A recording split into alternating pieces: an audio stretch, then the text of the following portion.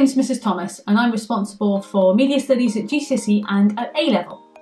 If you're watching this video, you're probably considering Media Studies as one of your A-Level subjects. Good for you!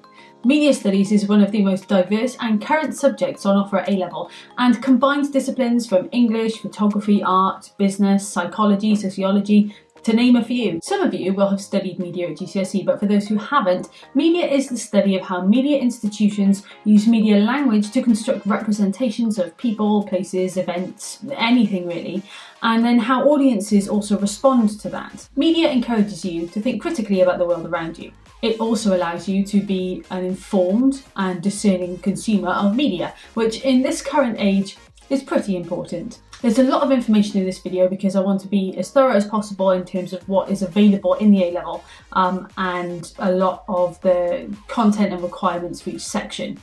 So I'll include some timestamps, and this video is available online as a reference, so you don't have to watch it all at once. You can maybe watch a bit, and if you're not sure of something you can come back to it. I will try to cover everything that I can think of, but if you do have any further questions you can ask any of your English teachers, because lots of them are media teachers in disguise, or you can ask of course your media teacher, or you can email me directly. The course is broken down as follows. At AS Year 1 and A2 Year 2 you will have one examination and one creative project. Let's start with the AS. So the examination is divided into 3 parts. Section A is an unseen question, so you won't have seen the text before you see it in the exam. It will be an advert of some kind, print or audiovisual, or a music video. And there'll be a focus on media language and representation. This built on the gender study that you would have done at GCSE, again looking at an unseen text. But here you will look at other factors of representation, so things like ethnicity, culture, age. You'll also be introduced to a whole range of new critical perspectives. Experts and academics who pose theories about media, and you'll be encouraged to question their validity and evaluate them. Sounds pretty clever, right? Then section B is all about news in the online age. And I know what you're thinking. Oh, newspapers, they're so boring, what's the point in them? They're so old-fashioned, no one ever reads newspapers anymore. Wrong. This section is actually really exciting because it's completely unique to every single class. You will study an event that no other class has studied or will ever study, because this is the most current and constantly updated section of the entire course. The ever-changing nature of news means that we pick something as current and relevant as possible to study. It's also exciting because you get to pick apart the very industry that informs us as a nation, and you get to see how they construct stories and conform to the ideology of their target audience. We also look at how news outlets have adapted to the digital age, looking at social media and the end of audience theory by Clay Shirky, which assumes that we are all prosumers, so we all create media now and are therefore not just an audience. The power of Twitter cannot be overstated. This is one of those units that really gives you that Matrix moment. It really makes you view the world around you in a completely different way. What did I say about being informed and discerning consumers of media? The final section, section C, focuses on film. We'll look at 2 films actually. We'll look at one that's a high-budget Hollywood film and a corresponding Welsh independent film, but both in the same genre. There's a few to pick from, so we can pick the pairing that best fits the class in front of us. Here we explore genre codes, we explore media language, narrative.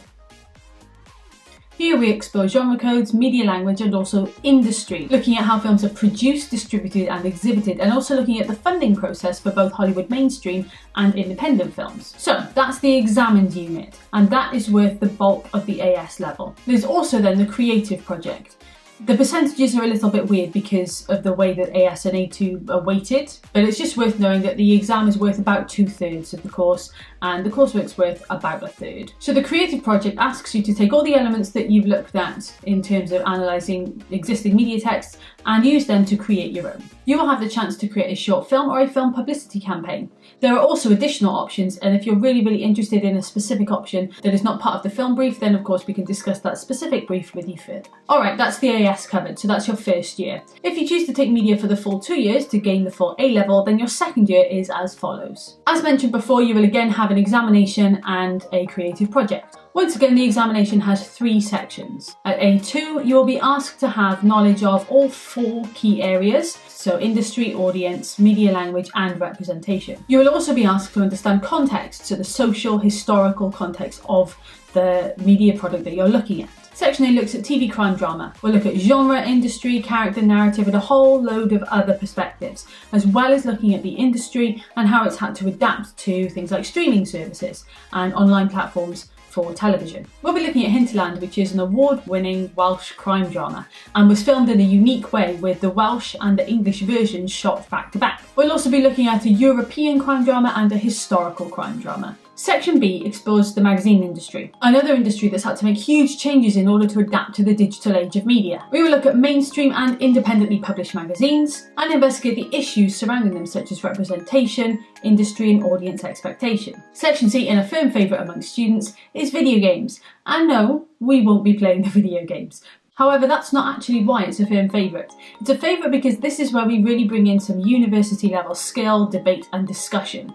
We'll be using the games as case studies for wider debates, such as fandom, identity and media effects. Do violent video games breed violent behaviours in players, for example? A2 study introduces some much more challenging critical perspectives as well. Many of them are actually commonly addressed in undergraduate degrees in media and communication, sociology, psychology, etc. The emphasis on critical thinking and debate in this unit really lends itself well to higher education, research and discussion. The creative project at A2 also sets students up well for both a career in industry and higher education. First, you'll be asked to conduct research into an area that is of particular interest to you. For example, you could look at representation of women in crime drama, or the construction of narrative in a special interest magazine on horse riding, or genre codes present in a coming-of-age teen drama. You'll be expected to use critical theory and to cite this in your research essay, and it's one of the closest things you'll get to university-style research. Based on your findings, you'll then create a cross-media production. The cross-media production asks you to create a media text, and then to create another media text that's different, but complements it. For example, you could create a TV show and then create a Radio Times that has interviews with the cast. Or you could create a special interest magazine and then have an online advert encouraging people to read the latest issue. This component is a fantastic demonstration of project work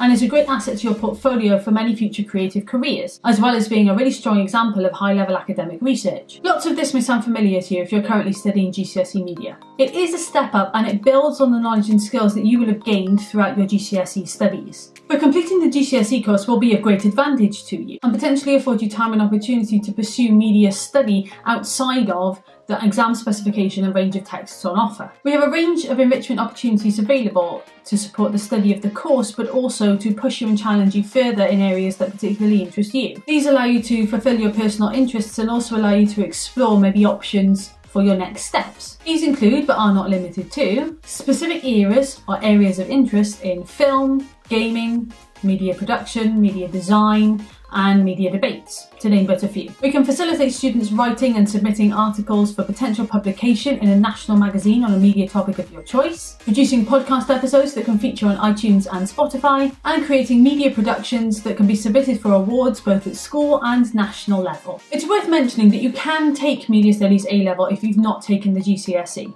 There will be a steeper learning curve and it is worth talking to people who study media at GCSE to understand exactly what the subject involved, because it is quite academic in places. But if you really put the work in, you will be able to build that knowledge base to be able to tackle some of these new texts. Media is a subject that fits well with many options. Most obviously English and English literature, but also photography, art, psychology, sociology, IT, business, and even sciences and technology. Past students have gone on to study film, journalism, marketing, and have taken an interest in media law, PR, social media management, and the creative industries. 80% of our current sixth form cohort have university offers related to media in some way, and the skills they've gained will be invaluable no matter what route they choose to take next. So that's everything. There was an awful lot of information to get through. If you do require any further information about specific things, if you have a particular question, or if you just want to chat about whether media studies is particularly right for you, then as mentioned before, you can speak to any of your English teachers who can give you some more information, or feel free to email me directly. Thanks, and I look forward to seeing some of you in media studies next year.